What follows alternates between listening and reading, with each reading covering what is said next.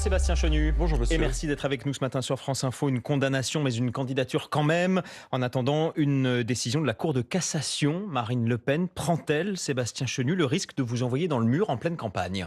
Non, je crois que Marine Le Pen aujourd'hui prend simplement le risque de devenir présidente de la République.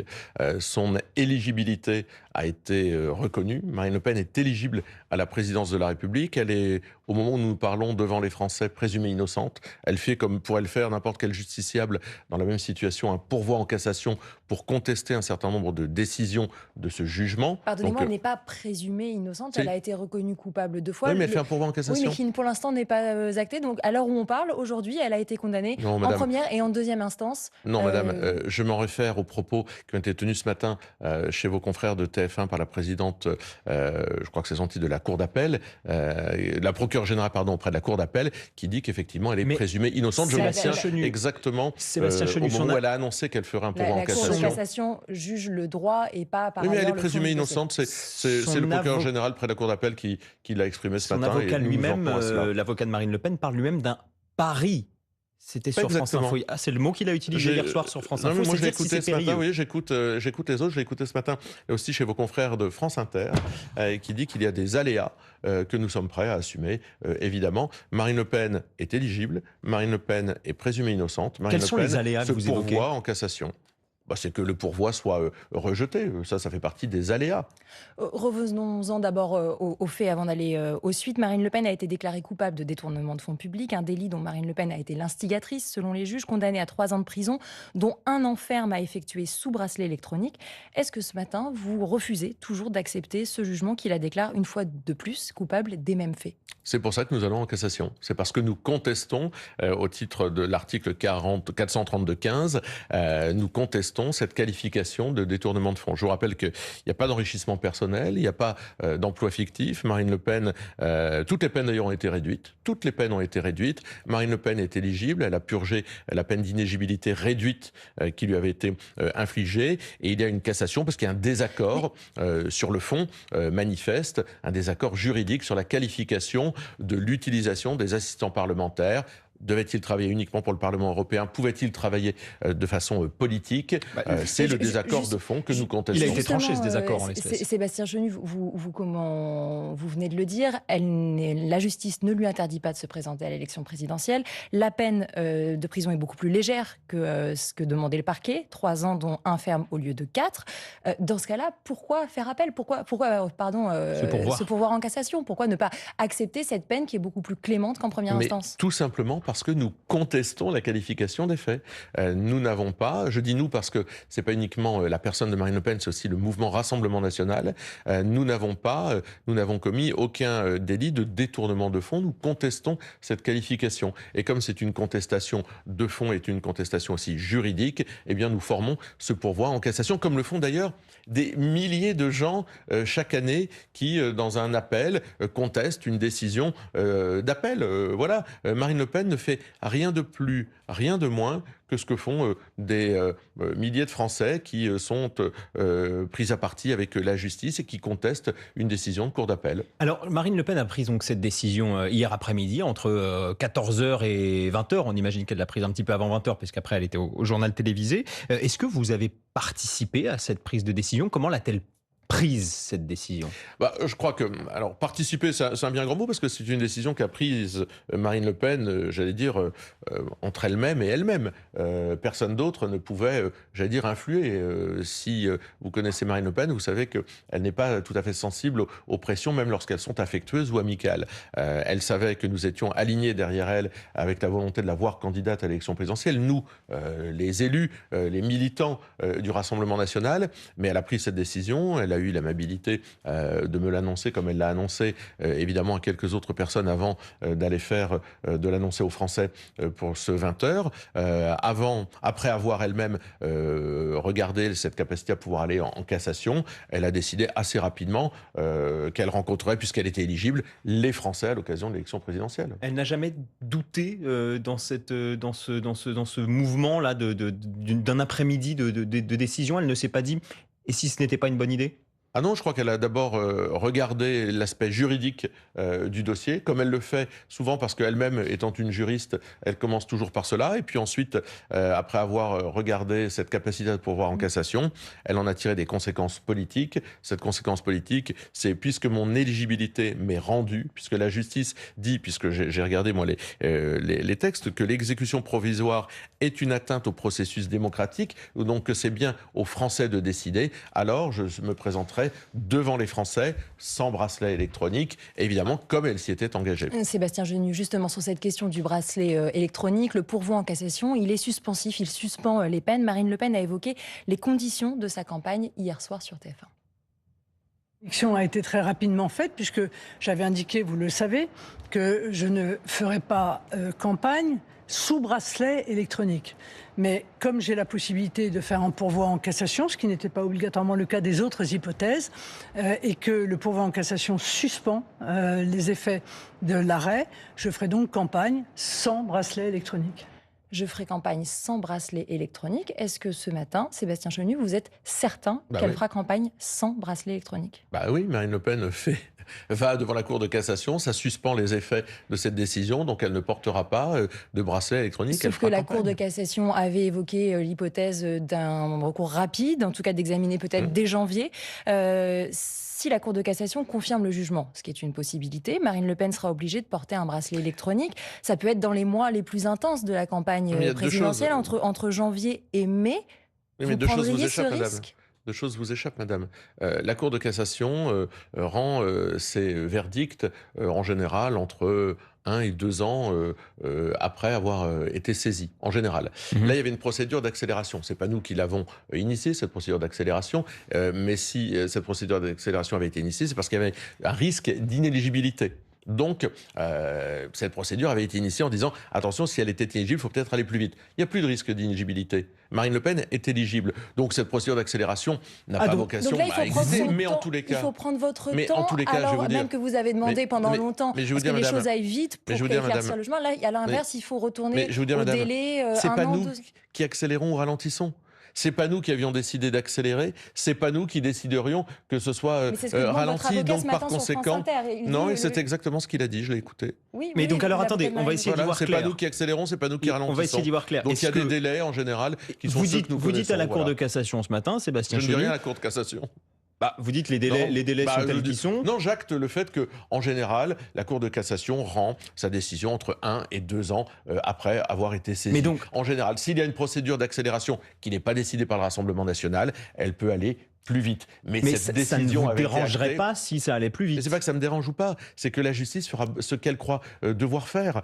Si la justice considère... Mais là encore, il n'y a plus matière à accélérer puisqu'il n'y a plus d'inéligibilité. On a l'impression que vous cherchez à gagner du temps.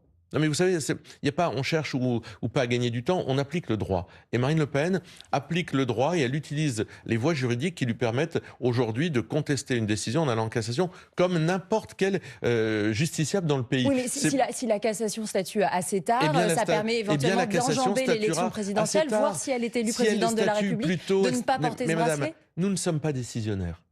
Voilà, nous ne sommes pas décisionnaires de ce que fera la Cour de cassation. Donc si la cassation arrive plus vite, nous en prendrons acte. Si elle arrive plus tard, nous en prendrons acte. En attendant, Marine Le Pen, présumée innocente, fait campagne. Elle n'a pas de bracelet électronique. Et aujourd'hui, avec Jordan Bardella, elle est dans la Sarthe pour proposer un projet politique aux Français. Juste qu'on comprenne bien, vous n'êtes pas décisionnaire. Si la Cour de cassation statue en janvier et qu'il faut porter un bracelet électronique pendant les derniers mois de la campagne, Marine Le Pen le fera et fera campagne sous bracelet électronique. Avec des si, vous savez, j'ai tellement entendu... Non, c'est une question un peu importante pour la campagne, pardonnez-moi. Oui, mais moi j'ai tellement entendu, mais si Marine Le Pen ne peut pas, si Marine Le Pen a été enterrée sur vos plateaux 100 fois, madame. Donc je veux bien que vous cherchiez à l'enterrer une 101e fois. Je vous dis simplement, c'est pas nous qui maîtrisons le calendrier. Sébastien Chenu, c'est quand même une question majeure. Imagine-t-on un candidat ou une candidate en l'espèce à la présidentielle faire campagne avec un bracelet électronique? La question est si simple. Mais ce ne sera pas le cas. Voilà, moi je ne crois pas que ça puisse être le cas pour la raison que je vous ai indiquée. Et vous ne pouvez pas en être certain. Non, mais on n'est jamais sûr de rien en justice. Et est-ce que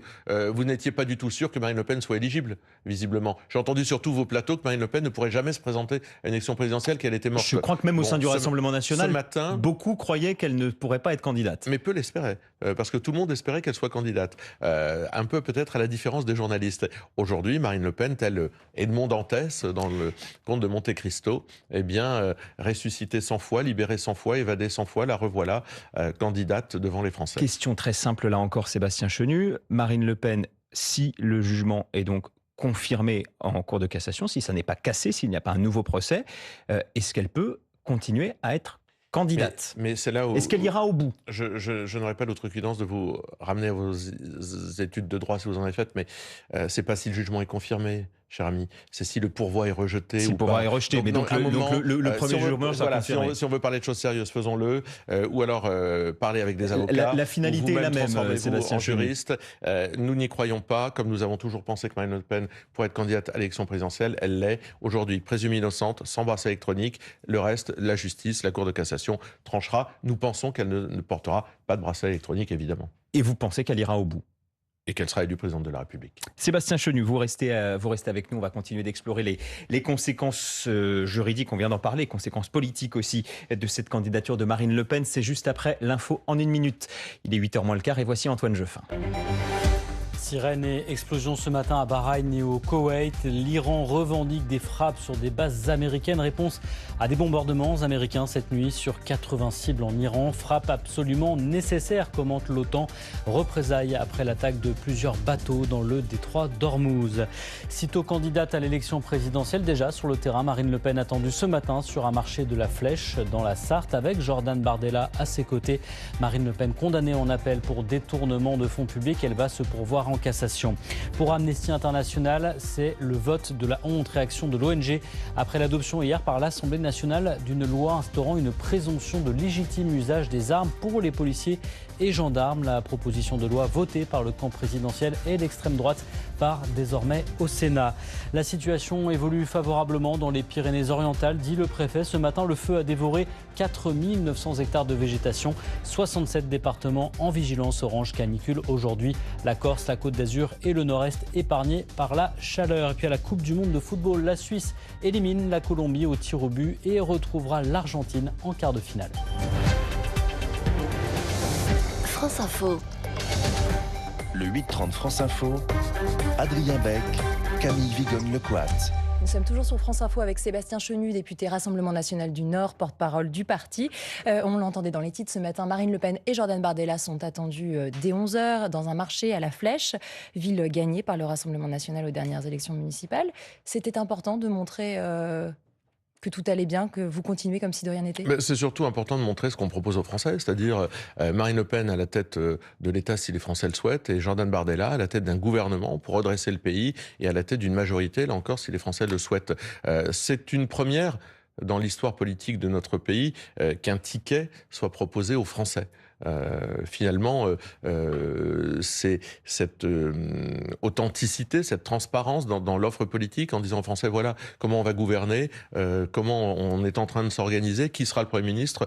Je crois que ça fait aussi notre spécificité. C'est sûr que quand on regarde les autres, ils n'arrivent déjà pas à se mettre d'accord sur un candidat, ils ne sont pas là de proposer un Premier ministre. Sébastien Chenu, les autres, ils s'expriment dès ce matin. On avait par exemple Gabriel Attal chez nos amis de France Inter qui parle, et c'est peut-être une des preuves que les choses judiciaires vont rebondir tout au long de la campagne. Il dénonce une forme de guérilla judiciaire pour se présenter de la part de Marine Le Pen qui prend en otage toute la campagne présidentielle. Est-ce qu'il n'y a pas le risque quand même que tout cela revienne en permanence dans la bouche et dans les attaques de vos adversaires? Mais enfin, je sais pas, moi je regarde le droit tel qu'il est. Un pourvoi en cassation, c'est pas une guérilla judiciaire, c'est l'application du droit. Enfin, qu'est-ce que c'est que cette histoire de considérer... Je parle de politique. Est-ce que le fait que vos adversaires... Monsieur Attal devrait, en tant qu'ancien Premier ministre, au moins respecter une chose, c'est la présomption d'innocence et les outils du droit qui sont mis à la disposition de tous les justiciables. Marine Le Pen n'en utilise pas davantage que d'autres, mais pas moins non plus. Donc monsieur Attal devrait revenir sur terre, se concentrer sur ces petites histoires avec monsieur Philippe, qui est lui-même d'ailleurs, je rappelle, Édouard Philippe est lui-même sous le coup d'une enquête pour détournement de fonds publics. Monsieur Philippe, on en parle un peu moins, mais enfin lui, il a ça sur le dos. On en a parlé. D'accord, enfin, moi je trouve qu'on n'en parle pas beaucoup, mais enfin, donc que les autres s'occupent de leurs affaires, et puis Marine Le Pen, elle s'occupera des Français. Sébastien Chenu, si la décision, elle surprend autant de Marine Le Pen, c'est qu'elle avait toujours dit que si elle était condamnée à un bracelet électronique notamment, elle laisserait la place à Jordan Bardella. Pourquoi avoir changé d'avis? Et surtout, est-ce que c'est pas un désaveu à l'égard de Jordan Bardella? Ben non, parce qu'elle ne portera pas de bracelet électronique, puisque, je vous le redis, elle va en cours de cassation et c'est suspensif. Donc elle ne portera pas de bracelet électronique. Donc c'est pas si elle était condamnée, c'était si elle devait porter un bracelet électronique, elle ne serait pas libre de ses Elle avait mouvements. aussi exclu le recours en cassation. à Marine Le l'époque. Pen est totalement libre de ses mouvements aujourd'hui. Et la preuve, ces mouvements l'amènent à rencontrer les électeurs Et de la Jordan Sarthe Bardella, il avec n'est pas Jordan. trop déçu. Ben non, il s'est préparé à devenir Premier ministre. Oui, il s'est ce qui aussi est déjà préparé à devenir président, pardonnez-moi, écoutez, récemment. ce qui est déjà, à mon avis, il était pas prêt. est une tâche. Il s'est préparé, il l'a dit 1000 fois, à devenir Premier ministre. Et si Marine Le Pen avait été empêchée, ce qui n'est pas le cas, eh bien Jordan Bardella se serait lancé et préparé à devenir président de la République. Aujourd'hui, les choses sont claires et finalement, elles l'ont été toujours de notre côté. Marine Le Pen se prépare à l'élection présidentielle. Jordan Bardella a redressé le pays à la tête d'un gouvernement. Et croyez-moi, l'un comme l'autre ont suffisamment de boulot pour se concentrer sur leur mission. Vous faites partie des marinistes historiques. Vous êtes notoirement plus proche d'elle que de lui. Vous êtes soulagé ce matin? Je suis très heureux. Je suis très heureux de voir que Marine Le Pen puisse rencontrer les Français. Mais parce que je soulagé pense que ça soit elle et pas lui? C'est pas comme ça que les choses s'expriment, parce que je l'ai exprimé d'ailleurs devant la réunion du groupe de l'Assemblée nationale mardi matin. Si Marine Le Pen avait été empêchée, nous serions tous derrière Jordan Bardella ce matin pour l'élection présidentielle. Vous n'auriez peut-être pas la même place dans l'organigramme. Parce que Marine, mais ça compte pas, madame. Ce qui compte, c'est que nos idées arrivent au pouvoir. Nos idées arrivent au pouvoir pour changer les choses. C'est là où, en fait, vous nous prenez pour les autres. Les autres, effectivement, eux, c'est pas leurs idées qui comptent, ils n'en ont plus. Et quand ils en ont eu, elles ont ruiné le pays. Donc nous avons des idées, elles sont très différentes des autres, on veut arriver au pouvoir pour les appliquer. Alors elles sont très différentes des autres, mais sont-elles différentes aussi au sein de votre propre parti? Parce que c'est vrai que ces dernières semaines, on a pu entendre Jordan Bardella amener des idées à lui, peut-être des idées de Premier ministre, mais en tout cas des idées quand même. Qui va décider du programme pour 2027? La candidate à l'élection présidentielle décide de son programme, tout comme, et je l'ai dit ici même d'ailleurs sur votre plateau, si Jordan avait été le candidat à l'élection présidentielle, il aurait été bien normal qu'il décide de son programme et probablement d'une sensibilité, d'une couleur politique qui soit différente, parce que ce ne sont pas des clones. La candidate à l'élection présidentielle, et c'est aussi un peu le rapport à nos institutions. Donc Jordan Bardella va devoir se ranger aux propositions de Marine Le Pen, à ses idées. Ils sont d'accord sur un certain nombre de sujets, c'est certain, mais il y a peut-être un certain nombre de sujets, comme vous le dites, où depuis que Jordan Bardella fait de la politique, il défend le programme de Marine Le Pen. La dernière fois qu'il l'a fait, c'est aux élections législatives de 2024. Ils ont défendu le même programme. Donc c'est pas se ranger derrière le programme de quelqu'un comme si il fallait renoncer à quelque chose, c'est adhérer à un programme pour les Français que nous construisons ensemble, parce que il vous a pas fait défaut d'imaginer que si Marine Le Pen porte son programme et le valide elle-même, c'est le programme qui engage tout le mouvement et que nous le construisons tous ensemble et nous travaillons tous ensemble sur des sujets différents. Jean-Philippe Tanguy travaille sur l'économie, Alexandre Loubet sur l'industrie. Nous construisons un programme et la candidate le portera quand elle l'aura validé. Mais Sébastien Chenu, c'est quoi l'intérêt d'un ticket s'il y en a un qui décide et l'autre qui exécute? C'est juste le fonctionnement classique sous la cinquième entre un président et son Premier ministre? C'est d'expliquer, oui, comment ça va se passer. Ce qui n'était pas exactement... je vous rappelle que nous avons eu des présidents de la République dans ce pays qui ont nommé des premiers ministres avec lesquels notoirement ils ne s'entendaient pas. Si on va très loin, on peut penser à François Mitterrand et Michel Rocard qui se détestaient, qu'il y a eu des premiers ministres de cohabitation et qu'il y a eu des premiers ministres de la même majorité, mais qui visiblement se détestaient aussi. Quand on voit la façon dont Édouard Philippe et Gabriel Attal parlent aujourd'hui d'Emmanuel Macron, on peut considérer qu'il y avait de la brouille au sommet de l'État. Chez nous, il n'y aura pas de brouille au sommet de l'État. La brouille arrive parfois après, Sébastien Parce que Chenu. nous, nos candidats sont habitués, nos candidats à ces fonctions, sont habitués à travailler ensemble depuis très longtemps et qu'ils font le chemin ensemble. Et ils le font sous les yeux des Français. Donc on peut chercher toujours à s'amuser au jeu des 7 erreurs. Est-ce que Marine Le Pen est mieux coiffée que Jordan Bardella? Est-ce que Jordan Bardella est plus grand qu'elle? Il y a des différences, vous les verrez. Ça va un petit peu plus sur le fond, mais quand sur même le que fond, ça, Sébastien vous verrez Chenu. que le programme qu'ils défendront, ce sera évidemment le même programme. Vous serez très déçus encore une fois.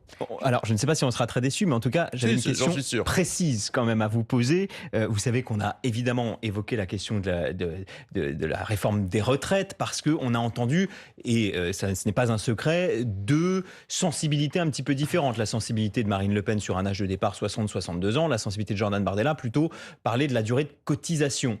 Ça va donc être la réforme Marine Le Pen qui sera dans votre projet l'année prochaine. C'est la réforme que nous portons depuis toujours, c'est-à-dire une durée de cotisation et un âge borne, une borne d'âge, pardon. Durée de cotisation, si vous avez commencé à travailler avant 20 ans, souvent dans des métiers pénibles, et que vous avez vos 40 annuités, vous pouvez partir à partir de 60 ans. Puis de façon progressive, 42 ans, 42 années d'annuité, 42 annuités, pardon, et 62 ans. Cette réforme que vous portiez déjà en 2022. Oui, c'est la réforme que nous portons et sur laquelle qui figure dans notre programme. Maintenant, Jordan Bardella l'a très bien dit. À partir du moment où il y a une borne d'âge, il faut trouver des financements nouveaux. Car si cette borne d'âge est effectivement nécessaire, c'est important pour les Français de savoir à partir de quel âge ils peuvent partir à la retraite. Il faut trouver des financements nouveaux. Ces financements nouveaux, c'est faire rentrer plus de jeunes sur le marché du travail, c'est faire maintenir aussi plus de seniors sur ce même marché du travail. Et je pense que là, il va falloir faire aussi preuve, et nous le faisons, d'imagination. Sauf que Jordan Bardella, il s'était aussi laissé dire ouvert à une suppression de cet âge légal de départ. Non, vous dites ce matin, il y aura toujours un âge légal. Quoi qu'il en soit, il y aura toujours une borne d'âge. Bien sûr. Et celui-ci n'évoluera pas, il restera le même. Oui, c'est celui-ci parce qu'il est juste. Et parce que notre réforme, elle est juste. Et parce qu'aujourd'hui, elle est assez intégrée par les Français. Et je pense que par rapport à ce que proposent nos adversaires politiques, cette réforme des retraites, elle est juste. Mais là encore, vous verrez, il y aura dans ce programme de 2027, vous retrouverez les piliers, on appelle ça souvent les fondamentaux de notre programme. Mais il y aura aussi des propositions nouvelles parce que le monde change. L'intelligence artificielle, le logement, la santé, l'environnement sont des problématiques qui n'avaient pas été probablement aussi ténues les années passées. Elles seront portées avec des offres différentes. Est-ce que ça veut dire que cette stratégie qui avait été beaucoup portée par Jordan Bardella de séduction des milieux économiques, du grand patronat, de la droite, de ce qui reste des Républicains, elle va continuer ou à l'inverse avec Marine Le Pen, c'est 2 pas en arrière, on arrête et on reste sur Non, ces on parle à tout le fondamentaux. monde. On parle à tout le monde. Marine Le Pen avait elle-même rencontré les dirigeants du CAC 40 il y a quelque temps avec Jordan Bardella. Ils sont plus sceptiques généralement à l'égard de Marine Le Pen qu'à l'égard de Jordan Bardella. Effectivement, rencontrer les gens, ça ne veut pas dire s'aligner sur toutes leurs demandes. Et c'est ça aussi, avoir une vision. C'est-à-dire que nous, on parle à tout le monde. On est capable de parler à des syndicats, on est capable de parler patronaux ou de salariés, on est capable de parler à tout le monde sans forcément s'aligner sur toutes leurs demandes. Heureusement. Et d'ailleurs, ceux qui se sont alignés sur les demandes des syndicats patronaux ces dernières années n'ont fait que les décevoir. Mais donc vous allez, dans cette campagne, tendre la main à la droite ou pas ? À tout le monde. Mais pourquoi uniquement à la droite? Pourquoi je réserverais... C'est Jordan Bardella qui avait tendu la main à la droite pendant les municipales, par exemple. Mais nous tendons la main à tous les Français qui ont envie de nous rejoindre. Nous, notre projet, il s'adresse à tous les Français. Il n'y a pas de Français qu'on exclut de notre projet. On tend la main à tous les Français, quelles que soient leurs origines sociales ou leurs origines politiques. Sébastien Chenu, vous faites de la politique, ces visites à Nicolas Sarkozy, ces clins d'œil. Mais parce qu'il y a probablement... Marine Le Pen ne le fait pas. Mais il y a probablement... D'abord, on a chacun une histoire. Moi, j'ai une histoire qui fait que je viens de cette droite classique. Donc, par conséquent, je connais beaucoup plus facilement ces leaders politiques. Et qu'il y a aussi des proximités sur des thèmes, notamment le régalien, qui font qu'on parle plus facilement à la droite. Hier, quand on a voté la présomption de légitime défense pour les forces de l'ordre à l'Assemblée nationale, c'est un marqueur très fort sur le régalien. Ça figurait dans notre programme, ça figurait dans la niche du Rassemblement national. Notre orateur était le député du Nord, Michael Taverne. Eh bien, les macronistes ont fini par plier et voter ce qui figurait dans notre programme. Donc, ça veut dire qu'on gagne du terrain, nos idées gagnent du terrain, nos victoires idéologiques gagnent du terrain. Et donc, ça veut dire qu'on conquiert et qu'on convainc des gens qui sont très loin de nous. Une campagne avec une idée d'union des droites quelque part, quelle qu'elle soit. Alors, c'est trop réducteur. Mais c'est drôle, vous posez toujours la même question et on vous fait toujours la même réponse. Non, l'union des droites, c'est trop réducteur. Il faut aller bien au-delà. Pourquoi est-ce qu'on parlerait qu'à des gens de droite? Moi, dans ma circonscription, je parle à des gens qui viennent de tous les horizons. J'étais ces dernières heures à Wittelsheim, en Alsace, où je rencontrais, dans une mairie que nous avons gagnée, je rencontrais des habitants et un monsieur m'a dit « J'ai toujours voté à gauche toute ma vie, je vais voter pour le Rassemblement national ». Et bien, je lui parle, moi, cet homme-là. Merci beaucoup, Sébastien Chenu, d'avoir été avec nous ce matin sur France Info, député Rassemblement national du Nord, proche de Marine Le Pen. On l'aura compris, porte-parole du RN. Merci à vous, Camille Vigonne-Lecoat, du Nouvel Obs. Restez avec nous sur France Info.